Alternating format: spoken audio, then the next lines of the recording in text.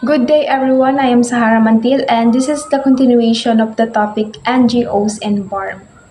The Moropreneur Incorporated or TMI. For its description, TMI focuses on promoting economic development through entrepreneurship, particularly for Moro communities. Ang objectives naman nito is to empower marginalized sectors, particularly women and youth, through business training and capacity building initiatives to promote self-reliance and sustainable livelihood. So, tinutulungan ng TMI yung mga tao, especially yung mga nasa Moro communities na makapag-start ng sarili nilang small businesses. Magamit nila pang support sa mga sarili nila. Ang ginagawa nila, tinitrain nila yung mga kababaihan at kabataan na gumawa ng mga ibibenta nila or tuturuan nila paano magpatakbo ng business. For example, pwede silang mag-offer ng livelihood training in weaving traditional Moro textiles. Then after training, syempre magpo-provide na yan sila ng resources para ma-help yung mga tao na mabenta yung mga products. Moro Women Development and Cultural Center Incorporated. So, for its description, MWDCC is committed to advancing the rights and welfare of Moro women by preserving cultural heritage and fostering development.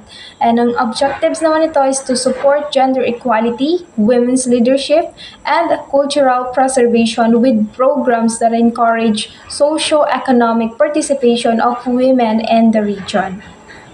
So, tungkol naman ito sa pagtulong sa mga Moro women na ma-improve yung buhay nila while keeping their culture alive. Meron silang mga program sa mga kababaihan para matuto ng leadership skills at mag-participate sa community decisions. Muslim Youth Brotherhood, a youth-centered organization that focuses on empowering Muslim youth through education, leadership training, and social development. While its objectives is to foster youth leadership, promote peace, and encourage active participation in community building activities. So, nakapokus naman ito sa pagbibigay boses sa mga kabataang Muslim at maging leader ng kanilang komunidad. Nag-organize din sila ng mga activities like leadership camps and seminars on Islamic values.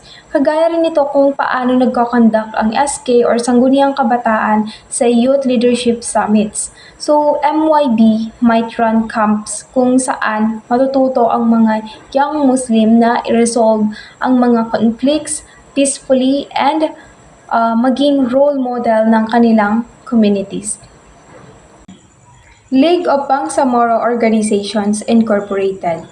LBO serves as an umbrella organization coordinating efforts of various Bangsamoro groups working for peace and development. Its objective is to unify Bangsamoro civil society organizations and enhance collaboration in implementing socio-economic and peace-building programs across BARM.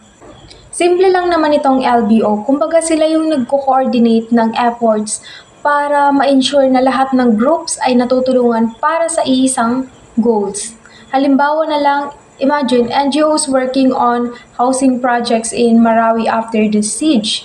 Diba? So instead of working separately, yung LBO tutulong sa pagpaplano at iwasan ng mga overlaps at ma-ensure na rin na magamit ng sapat ang mga resources.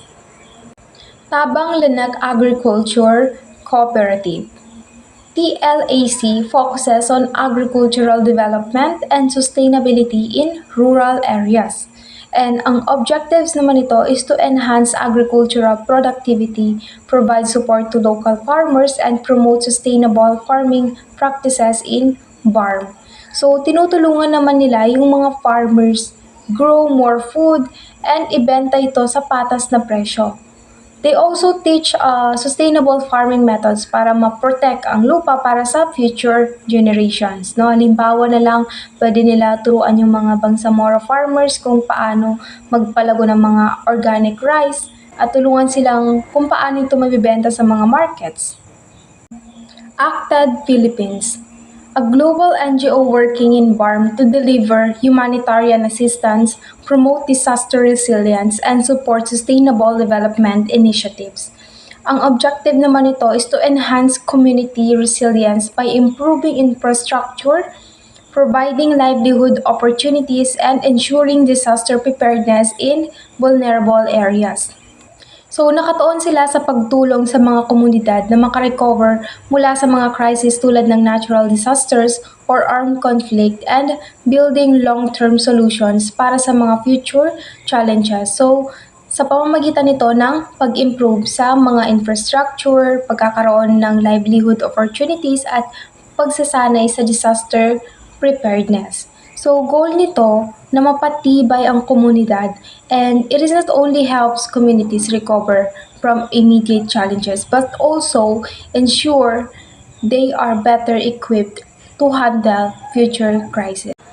This NGO shows us that development is not just about providing aid, it is about equipping people with the tools and skills to create lasting change. Nakaka-inspire na isipin about how we, in our small ways, can contribute to building stronger, self-reliant communities.